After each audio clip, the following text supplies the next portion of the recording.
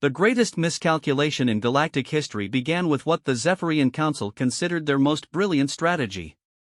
For millennia, the elder races had observed humanity's rapid expansion across the stars, noting with growing concern their unpredictable nature and, seemingly chaotic approach to civilization.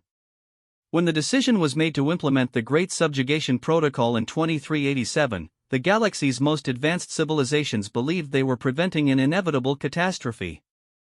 They could not have been more wrong. The Zephyrians, with their crystalline intelligence matrices spanning entire star systems, had perfected the art of planetary management over the course of 50,000 years. Their client species numbered in the hundreds, each carefully cultivated and assigned roles within the greater galactic hierarchy. The aquatic Nethians controlled mineral extraction operations across the outer rim. The insectoid Kythera managed agricultural worlds with mechanical precision. The gaseous veil dancers served as living communication networks between distant sectors. Each species had found their place, their purpose, their piece within the ordered structure of Zephyrian governance. Humanity, however, remained stubbornly resistant to classification. Dr. Elena Vasquez stood in the observation deck of the Human Research Station orbiting Kepler 442b, watching the latest batch of Zephyrian diplomatic vessels approach. The sleek, geometric craft moved with the mathematical precision that characterized everything about the elder race. She had spent 3 years studying their language, their customs, their seemingly infinite patience with what they considered the galaxy's most troublesome children. "They're here for the final negotiation," her colleague Marcus Chen observed, joining her at the viewport. His voice carried the weight of exhaustion that had become common among the human diplomatic corps. "Admiral Torres thinks they might actually accept our counter-proposal this time." Elena shook her head, her dark eyes reflecting the distant stars. "They won't. They can't. Everything in their society is based on hierarchical order. They literally cannot conceive of a relationship between species that isn't based on dominance and submission." The Zephyrian concept of benevolent rule had worked flawlessly for millennia. Their client species thrived under careful management, their populations stable, their resources efficiently allocated, their conflicts resolved before they could escalate into violence. The system was so successful that the Zephyrians had forgotten it was a system at all. To them, it was simply the natural order of an advanced civilization. When the human colony ships first appeared on the galactic stage, carrying refugees from a dying Earth, the Zephyrians had initially been intrigued. Here was a species that had achieved faster-than-light travel despite having no central government, no unified scientific methodology, and what appeared to be an almost pathological tendency toward internal conflict. By all logical measures, humanity should have destroyed itself long before achieving spaceflight. The first diplomatic contacts had been promising. Humans seemed eager to learn, quick to adapt, and desperate enough to be manageable. The Zephyrian Integration Protocol called for a gradual process, technological assistance in exchange for increasing administrative oversight, followed by cultural guidance, and, eventually full integration into the galactic community as a client species specializing in something. The Zephyrians would determine what humanity was best suited for once they had proper data. The problems began almost immediately. Captain Sarah Morrison of the colony ship New Horizon remembered the exact moment she realized what the Zephyrians truly intended. She had been in the middle of what she thought was a routine meeting about shipping lane regulations when the Zephyrian diplomat, a being that resembled a walking geometric sculpture made of living crystal, had made a casual comment about optimizing human breeding protocols for enhanced productivity. "I'm sorry," Morrison had said, certain she must have misunderstood the translation. "Did you just suggest that you plan to control who we're allowed to have children with?" The Zephyrians' crystalline facets had shifted in what she later learned was their equivalent of confusion. Of course. Unregulated reproduction leads to resource allocation inefficiencies and genetic degradation. All client species benefit from proper breeding management. The meeting had ended shortly after Morrison threw her coffee cup at the wall. What the Zephyrians failed to understand was that humanity's apparent chaos was actually a feature, not a bug. The species that had survived the collapse of their home world had done so precisely because they refused to be managed, controlled, or optimized. Every attempt at human organization beyond the tribal level had eventually collapsed under the weight of bureaucracy, corruption, or simple bloody-minded rebellion. Humans had reached the stars not despite their contrary nature, but because of it. The integration protocol proceeded according to plan for exactly 18 months. Human colonies accepted Zephyrian technology, submitted to trade regulations, and even allowed cultural advisors to establish permanent embassies. To external observers, it appeared that humanity would follow the same path as every other species: initial resistance, gradual acceptance, and eventual grateful submission to the wisdom of their betters. The Zephyrians had made one critical error in their calculations. They had assumed that human compliance indicated human acceptance. The rebellion began on Tau Ceti E, in a mining colony that had been designated for productivity enhancement under the new protocols. The Zephyrian efficiency experts had arrived with detailed plans for optimizing the extraction operations, including revised work schedules, nutritional guidelines, and mandatory psychological evaluations to ensure workers' satisfaction remained within acceptable parameters. Mine foreman Jack O'Brien, a man whose grandfather had died in the Earth's final resource wars, looked at the psychological evaluation forms and made a decision that would echo across the galaxy. Instead of filling out the paperwork, he walked into the mine's main shaft and detonated the entire operation. The explosion could be seen from orbit. The message O'Brien left behind was simple: nobody owns us. Nobody manages us. Nobody optimizes us. Try again, and this is what you get. Within a week, similar incidents had occurred across a dozen human colonies. The Zephyrians, accustomed to dealing with rational actors who understood the benefits of compliance, found themselves facing something unprecedented in their long history: a species that would literally rather die than be managed. Commander Torres called for an emergency session of the Human Colonial Council as reports flooded in from across human space. Entire populations were abandoning carefully planned settlements rather than submit to Zephyrian optimization protocols. Ships were being sabotaged. Trade agreements were being publicly burned in colonial squares. Most disturbing of all, humans were beginning to disappear into uncharted space rather than accept any form of external governance.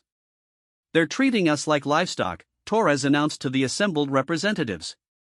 "They don't see us as people. They see us as a resource to be managed. And they cannot comprehend why that's a problem." Elena Vesquez, now serving as the Council's chief xenobiologist, had spent months studying Zephyrian society in preparation for this moment. Her report would reshape humanity's understanding of their place in the galaxy. "The Zephyrians aren't evil," she explained to the hushed assembly. "They genuinely believe they're helping us. In their minds, every species benefits from proper guidance. They've successfully managed hundreds of civilizations for thousands of years. From their perspective, we're simply having a tantrum that will pass once we see the benefits of their system." "And what happens if we keep refusing?" asked Representative Kim from the Vega colonies. Elena's expression darkened. "Then, they'll conclude that we're a defective species that poses a threat to galactic stability. And they'll take steps to correct the problem." The Zephyrian response to human resistance was swift and, by their standards, compassionate. Rather than immediately resorting to force, they implemented what they called the Guided Evolution Protocol.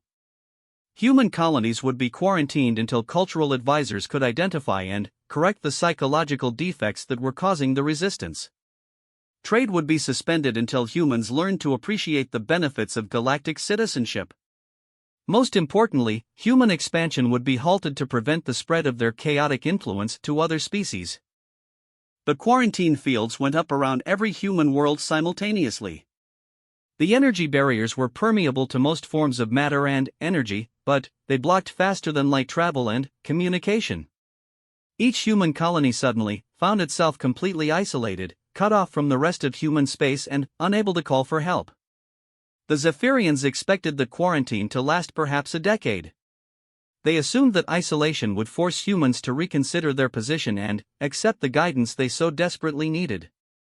What they didn't anticipate was that humans had been preparing for this possibility since the first diplomatic contact. The resistance networks that had seemed like random acts of rebellion were actually part of a carefully coordinated plan.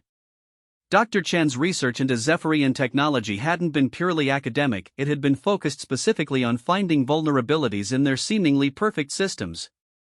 Captain Morrison's apparent compliance with trade regulations had been a cover for establishing hidden supply caches throughout human space. The psychological evaluations that so many humans had refused to complete weren't just an act of defiance, they were a recognition that information was a weapon that could be turned against them. The man who would become known as the architect of liberation had been preparing for this war long before the first Zephyrian ship appeared in human space. Dr. Michael Raman had earned 3 doctorates before his 30th birthday: theoretical physics, xenobiology, and military history. His colleagues considered him brilliant but obsessive, a man who saw patterns where others saw chaos and threats where others saw opportunity. When the first reports of alien contact reached Earth, Raman had immediately begun studying every piece of available data about the Zephyrians, not as a potential ally or trading partner, but as a potential enemy. "They're farmers," Raman had written in his classified report to the Colonial Defense Committee. "They don't see other species as equals or even as competitors. They see us as crops to be cultivated. And, when crops become diseased or unruly, farmers don't negotiate. They cull." Raman's analysis of Zephyrian society had identified what he believed was their greatest strength and their greatest weakness: their absolute faith in the perfection of their system. For 50,000 years, nothing had challenged their authority. No pliant species had successfully resisted integration. No external threat had proven capable of disrupting their carefully maintained order. They had become so accustomed to success that they had forgotten how to adapt to failure. When the quarantine fields activated, Raman was ready. The Liberation War, as historians would later call it, was unlike any conflict in galactic history. There were no massive space battles, no planetary bombardments, no dramatic last stands at strategic choke points. Instead, there was something far more dangerous to a civilization that depended on order and predictability: chaos.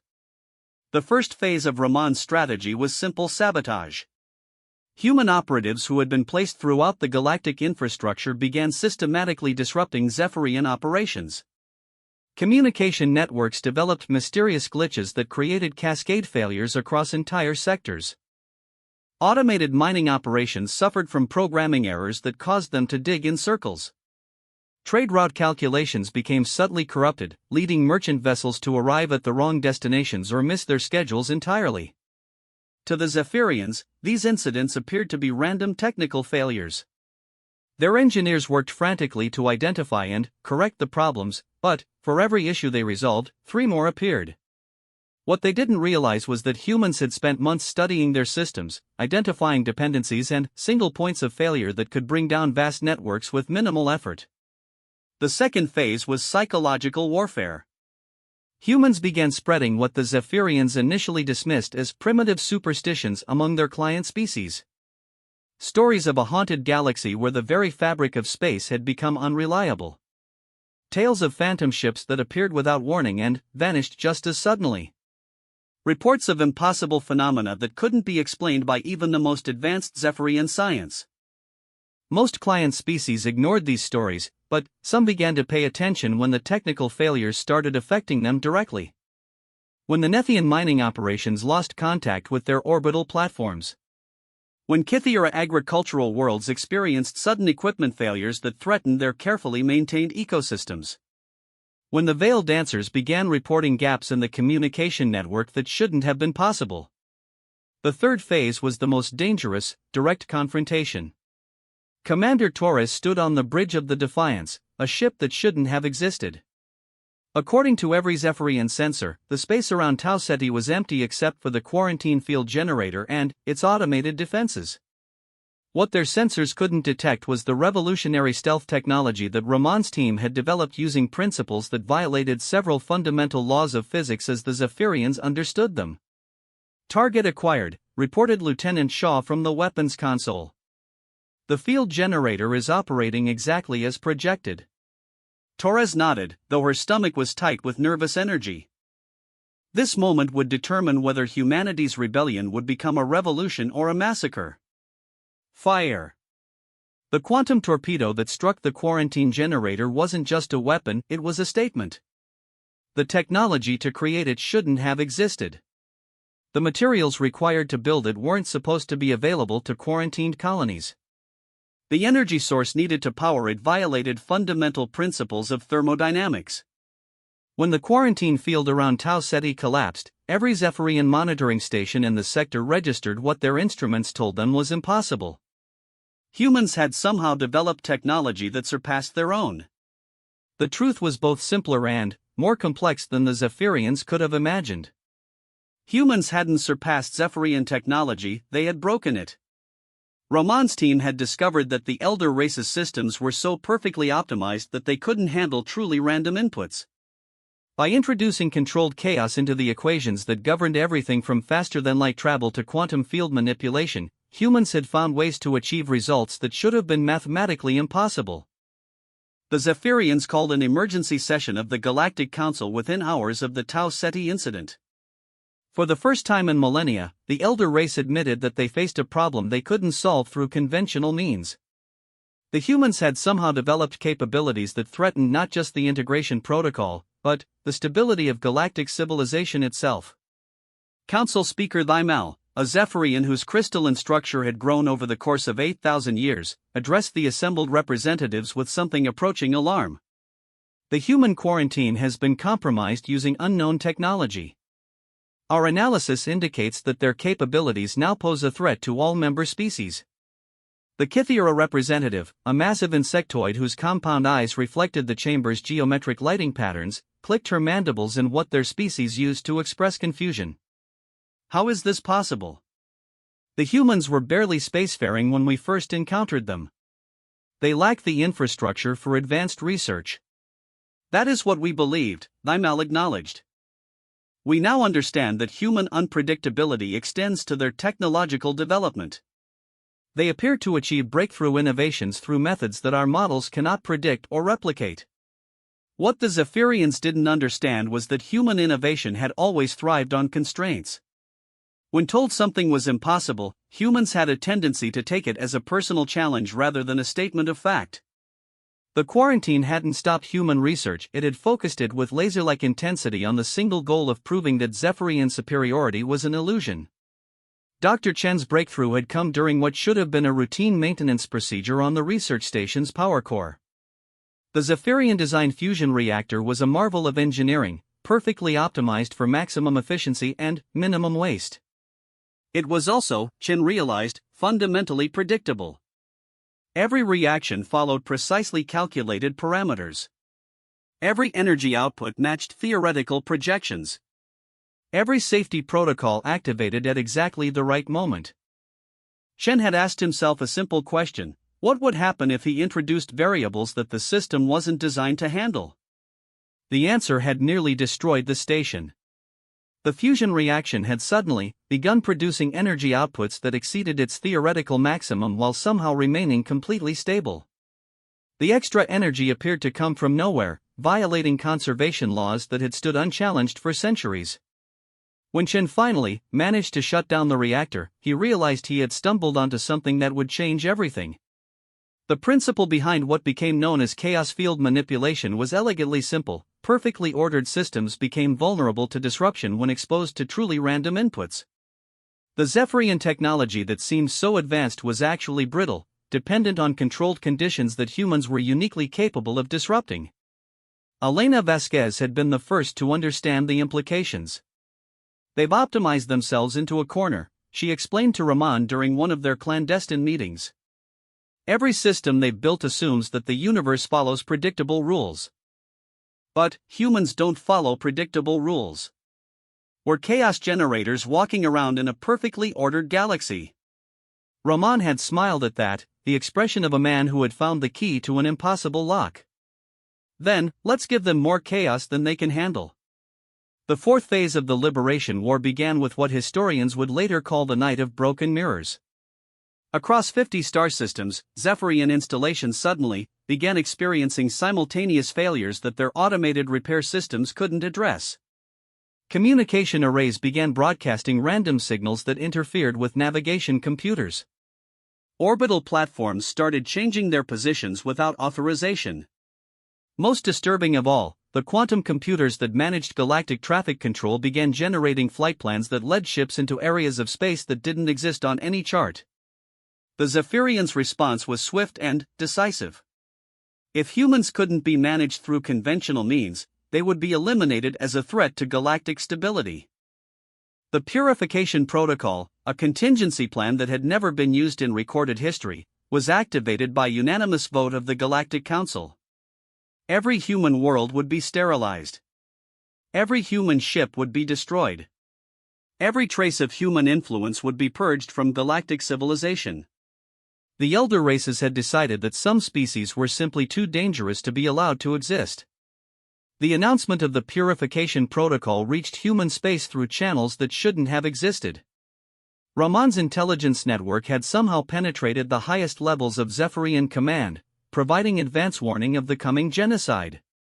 What the elder races intended as a final solution would instead become the catalyst for their downfall. Captain Morrison received the alert while her ship was docked at a hidden base in the Veil Nebula, one of dozens of facilities that humans had been secretly constructing throughout the galaxy.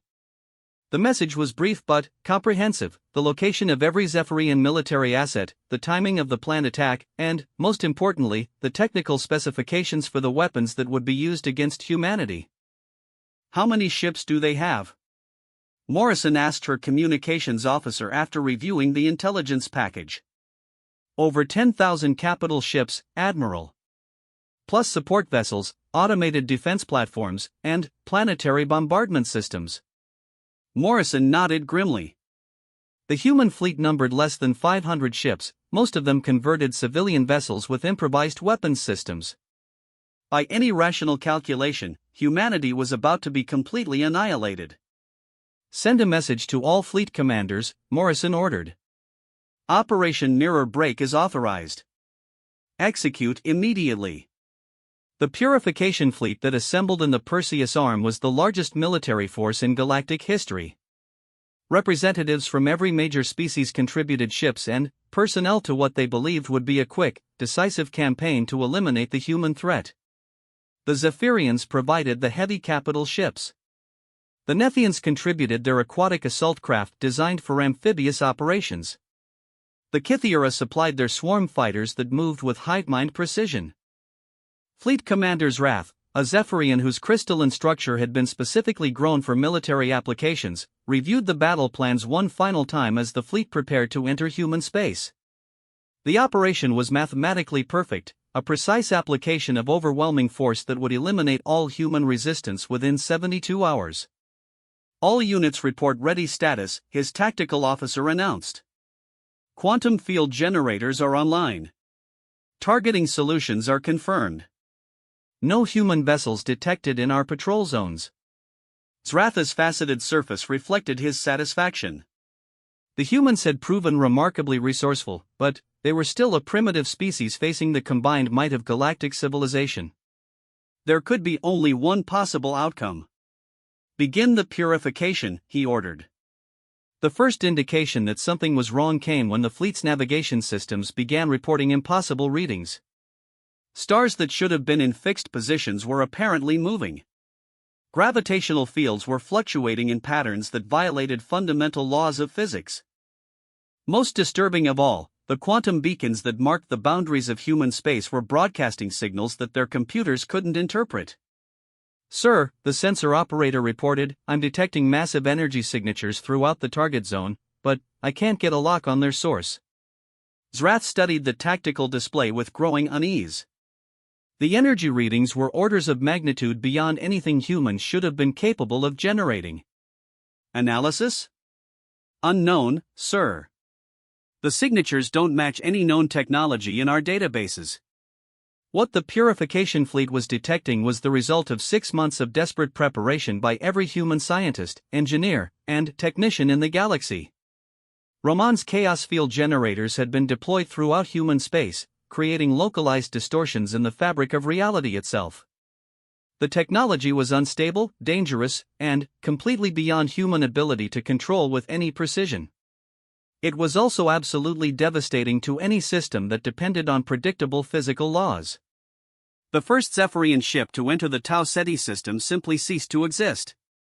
One moment it was there on the scanners, the next it had vanished completely. No explosion, no debris field, no distress signal. The massive dreadnought had simply been erased from reality.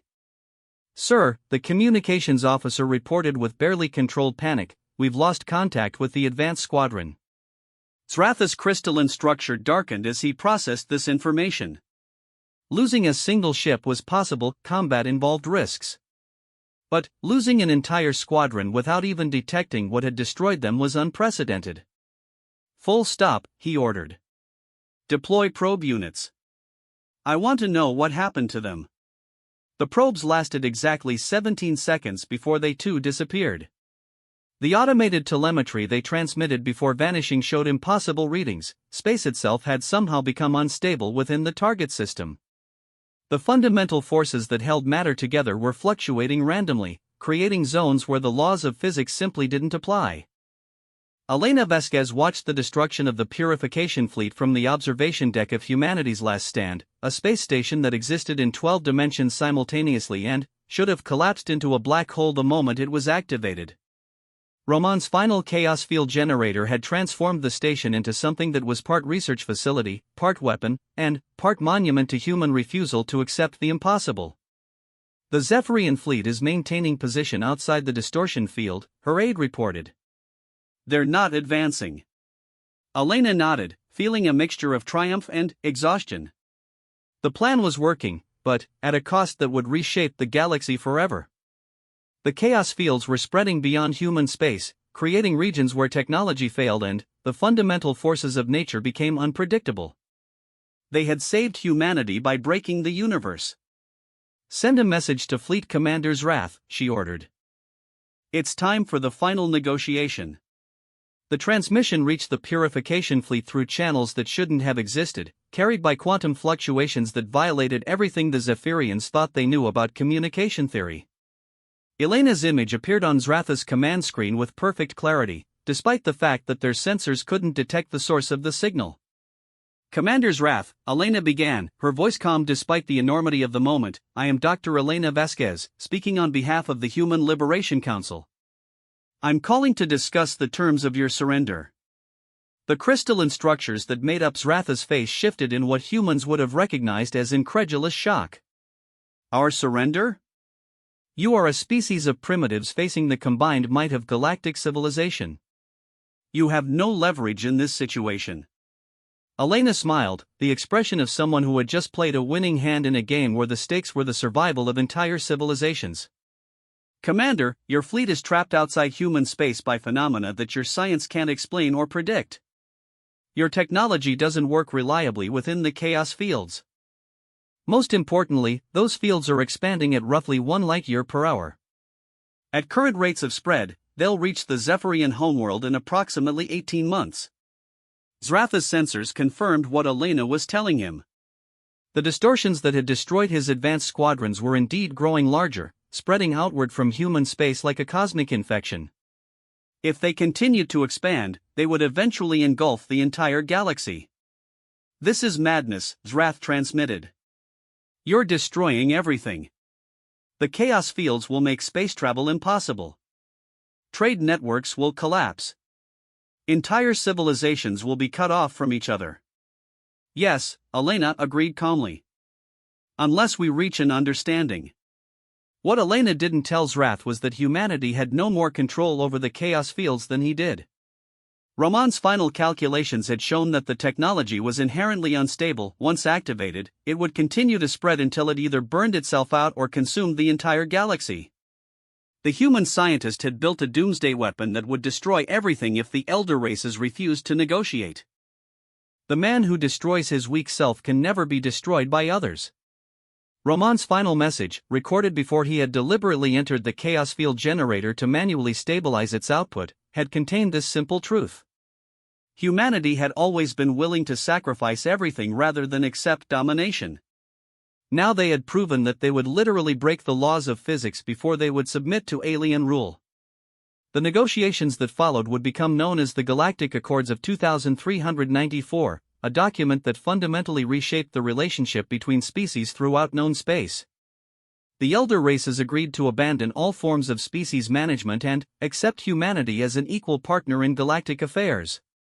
In exchange, human scientists would work to contain and, eventually reverse the chaos field expansion. The process would take centuries. Entire regions of space remained unstable, creating zones where conventional technology failed and the laws of physics operated by different rules. Some species adapted to these changes, developing new technologies that worked with chaos rather than against it. Others retreated to carefully shielded enclaves where the old order could be maintained. Humanity thrived in the new galaxy.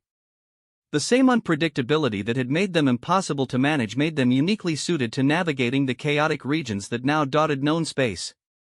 Human traders became the only reliable link between civilizations separated by reality storms. Human scientists led the research into chaos field manipulation, gradually learning to harness the same forces that had nearly destroyed galactic civilization. Elena Vasquez, now serving as the first human representative to the reformed Galactic Council, often reflected on the price of freedom as she reviewed reports from the frontier regions. The galaxy was a stranger, more dangerous place than it had been before the war. But it was also more alive, more dynamic, more full of possibilities than the perfectly ordered civilization the Zephyrians had maintained for 50,000 years. The memorial to Dr. Rahman stood in the center of New Geneva, humanity's new capital world, built in a region of space where the chaos fields created aurora effects that painted the sky in impossible colors. The inscription was simple: he broke himself rather than be broken by others, and, in breaking, showed us how to be free. The lesson of the Liberation War spread beyond humanity to touch every species in the galaxy. The Kythera began experimenting with controlled randomness in their agricultural systems, discovering that small amounts of chaos could actually increase crop yields.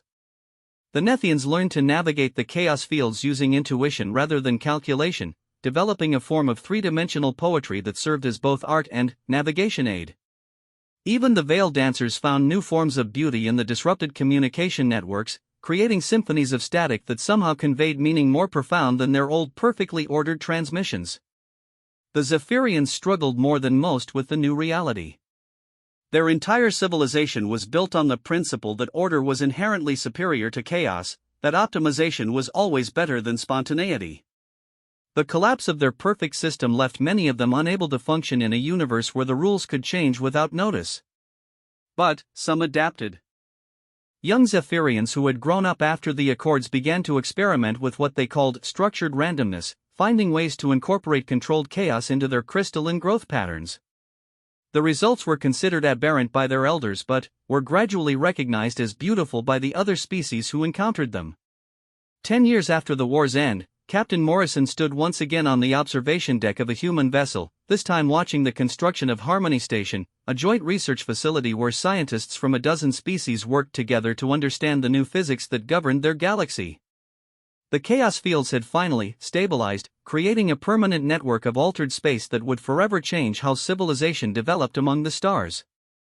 "Do you think Rahman knew this would happen?" asked Dr. Chen, who had survived the war to become one of the galaxy's leading experts on chaos field theory. Morrison considered the question as she watched a Zephyrian science vessel navigate through a reality storm with the assistance of a human pilot. The two species that had nearly destroyed each other were now learning to work together, finding that their different approaches to problem-solving created solutions that neither could have developed alone. "I think Rahman knew that humans would never accept slavery," she replied finally. Everything else was just the logical consequence of that decision. When you back a species into a corner, you discover what they're really made of.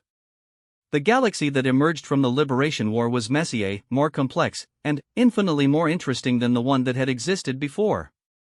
Trade networks operated on principles that changed daily. Art became a form of technology as species learned to navigate chaos fields using creativity rather than calculation. War became almost impossible when battles could be won by thinking in ways that violated the enemy's understanding of reality. Most importantly, no species would ever again assume that they could simply manage another into submission.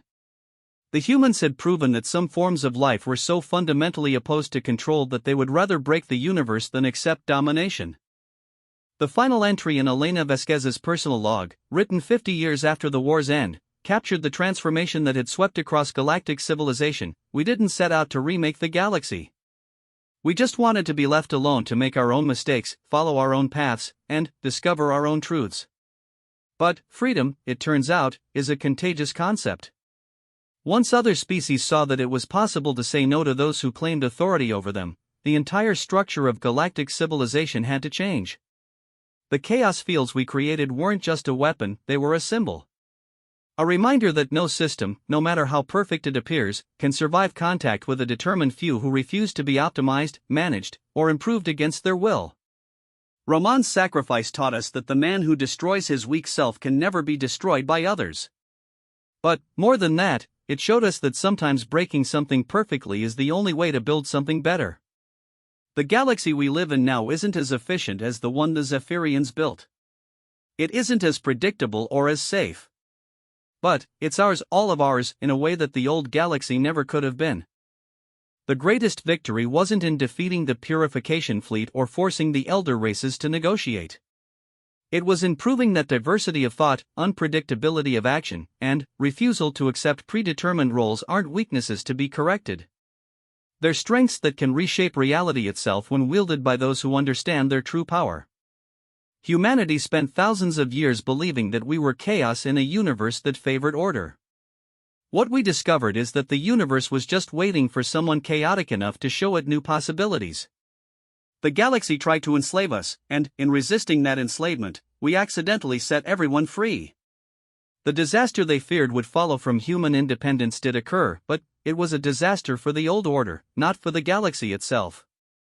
What rose from the ashes was something unprecedented in cosmic history, a truly free association of species, each contributing their unique perspective to the great work of exploring what's possible when no one has to ask permission to be themselves. That, perhaps, is the real lesson of our war for independence. Freedom isn't something you can give to someone else, and it's not something that can be taken away by force. Freedom is something you create by refusing to be anything other than what you choose to be, regardless of the consequences. The galaxy tried to make us into something we weren't, and we chose to break reality rather than break ourselves. In the end, that choice saved everyone.